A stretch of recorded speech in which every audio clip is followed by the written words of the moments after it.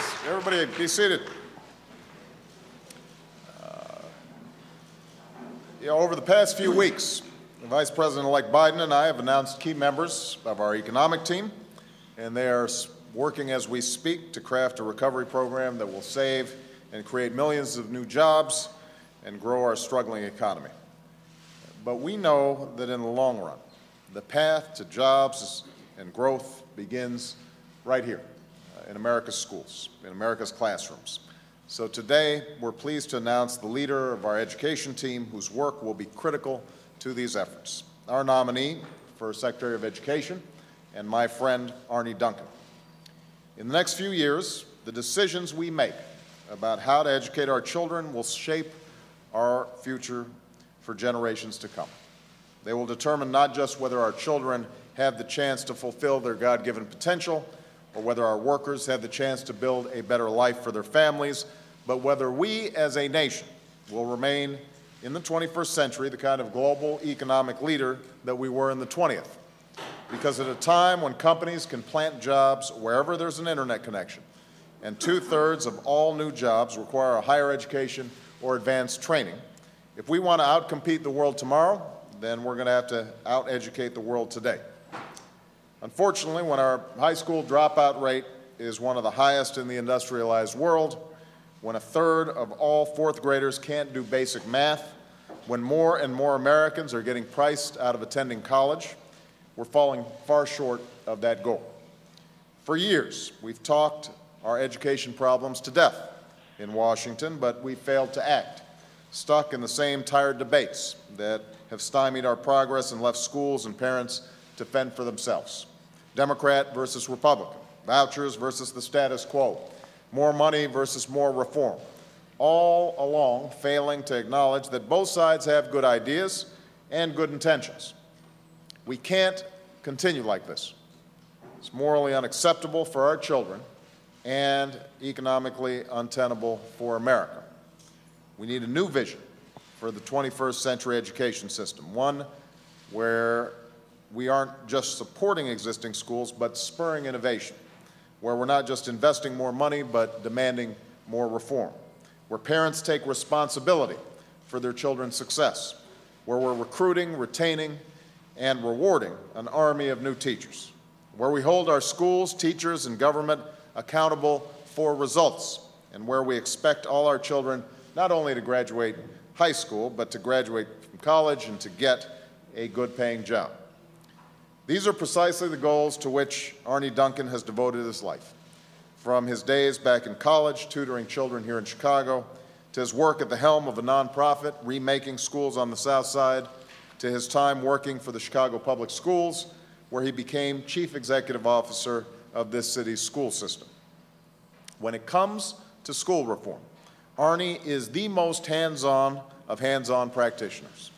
For Arne, school reform isn't just a theory in a book, it's the cause of his life. And the results aren't just about test scores or statistics, but about whether our children are developing the skills they need to compete with any worker in the world for any job. When faced with tough decisions, Arne doesn't blink. He's not beholden to any one ideology, and he doesn't hesitate for 1 minute to do what needs to be done. He's worked tirelessly to improve teacher quality, increasing the number of master teachers who've completed a rigorous national certification process from just 11 to just shy of 1,200, rewarding school leaders and teachers for gains in student achievement. He's championed good charter schools, even when it was controversial. He's shut down failing schools and replaced their entire staffs, even when it was unpopular.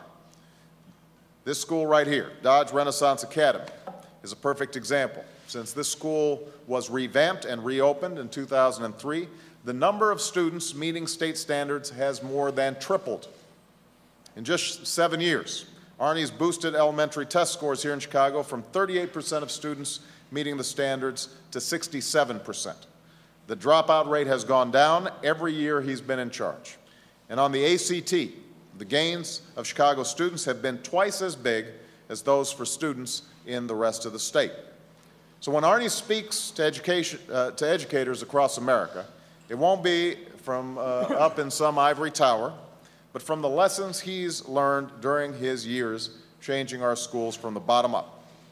I remember a conversation we had about one of those lessons a while back. We were talking about how he'd managed to increase the number of kids taking and passing AP courses in Chicago over the last few years.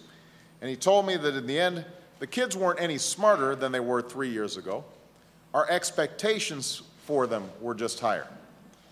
Well, I think it's time that we raised expectations for our kids all across this country and build schools that meet and exceed those expectations.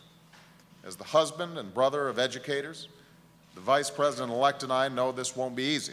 We've seen how hard Jill and Maya work every day. And we know it's going to take all of us working together. Because in the end, responsibility for our children's success doesn't start in Washington. It starts in our homes and our families. No education policy can replace a parent who makes sure a child gets to school on time or helps with homework and attends those parent-teacher conferences. No government program can turn off the TV or put away the video games and read to a child at night. But we all need to be part of the solution. We all have a stake in the future of our children. And I'll never forget my first visit to this very school several years ago when one of the teachers here told me about what she called "these kids syndrome," our willingness to find a million excuses for why these kids can't learn, how these kids come from tough neighborhoods, or these kids have fallen too far behind. When I hear that term, it drives me nuts, the teacher told me. They're not these kids, they're our kids. I can't think of a better way to sum up Arne's approach to education reform.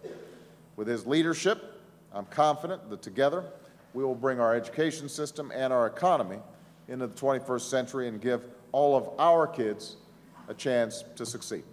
I'm going to ask Joe to say something briefly, and then we'll have Arne come up. Thank you, Mr. President-elect. Congratulations, Arne. My mom has an expression, you all are tired of hearing me say this all through the last couple of years, that children tend to become that which you expect of them. Children tend to become that which you expect of them. These kids, Mr. President, are the kite strings that lift our national ambitions aloft. These kids are, as you said, our kids. And Arne Duncan, as the Secretary of Education, is going to expect a great deal of our children, and I expect, Arne, maybe of our parents as well. And that's a really very, very good thing, because if our children are going to succeed, if our economy is going to thrive, we have to have an education system that's second to none in the world. That's the only way our children and our nation are going to be able to compete in today's global economy. Any nation, as to paraphrase what the President-elect just said, any nation that outcompetes us, out-educates us, will out-compete us. It's that basic. And that means a stronger commitment to our high schools, our elementary schools, but also our community colleges. And it means college degrees must be within the reach of all of our children, for nothing less is good enough. But education is not just about competing, as any teacher within the walls of this school fully understands. It's about changing lives. As was referenced by the President-elect, his sister and my wife, who are educators, they understand that they need also, the very good teachers are inspirations to their children. Education systems are inspiration to children. From what I've learned from my wife, when you educate a child, you do a lot more than teach them math, grammar, or historical facts. You shine a light, you open doors, you make it possible for dreams to come true. You give a child hope, and then nothing is ever the same again for that child. And that's what Arne Duncan has done. From the time he got out of school to this very moment, he's shined a light for an awful lot of these kids. He's raised standards, he's helped kids in school, he's expected more, he's changed lives. And I can't think of anything more important for America's next Secretary of Education to do than what Arne has been doing all along. I think this is a truly great pick, and I look forward to working with Arne, and congratulations.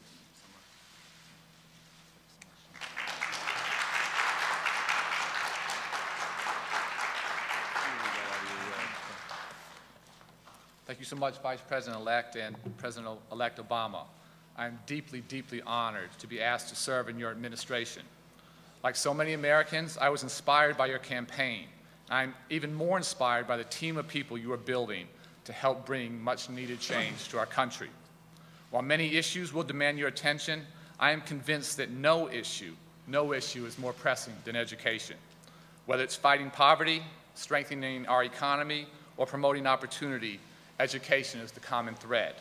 It is the civil rights issue of our generation, and it is the one sure path to a more equal, fair, and just society. Education has been my life's work, starting on the south side of Chicago, where I grew up along with my sister and brother as a part of my mother's inner-city after-school tutoring program. Her remarkable courage and dedication has been a constant source of inspiration to me. It continued throughout high school, college, and much of my professional life, including in Australia, where I worked with underprivileged young people when I wasn't playing basketball. I am grateful that you have recognized all the hard work our team here in Chicago has done to turn around struggling schools and create new learning options and opportunities across this city. I absolutely did not do this alone, and I am confident that the progress will continue. We are on a winning streak here and improving at twice the rate of the state on elementary test scores and at twice the rate of the state on the ACT test. Those trends must continue. I am also eager to apply some of the lessons we have learned here in Chicago to help school districts all across our country. We have worked with a tremendous sense of urgency because we can't wait. Our children have just one chance to get a quality education, and they need and deserve the absolute best. While there are no simple answers, I know from experience that when you focus on basics like reading and math, and when you embrace innovative new approaches, and when you create a professional climate to attract great teachers, you can create great schools. We are producing more nationally board-certified teachers than any other big city school system in the country. And in this work, talent matters tremendously. We must continue to attract and support the best and brightest teachers who are committed to making a difference in the lives of our children. I just want to take a moment to thank a few people who made it possible for me to be here today, starting with Mayor Daley. He had the confidence in me 7 years ago when he asked me to take my current job, and he has always supported me when we made tough decisions, like the one to close and reopen this school right here. I want to thank our mutual friend, John Rogers, who has been a mentor and friend to me since I was 10 years old. He gave my sister and I the opportunity to start a great school on the south side of Chicago, and that has become a model for success in urban education. I want to thank my children, Claire and Ryan, and my wife, Karen, for all the tremendous support she has provided me during this job. And I want to thank her in advance for what I expect will be an even more demanding job in the years ahead. And finally, I want to thank all the people of Chicago who have helped make us a national model for reform, starting with my partner, Barbara Easton Watkins, and our board president, Rufus Williams.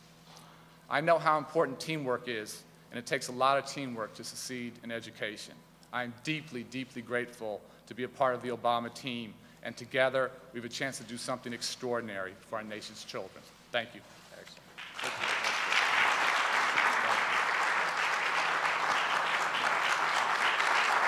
Okay.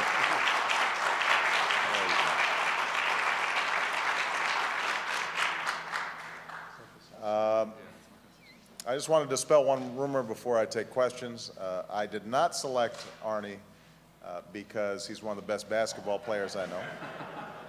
Although I will say that I think we are putting together the best basketball playing cabinet in American history, and I think that is worth noting.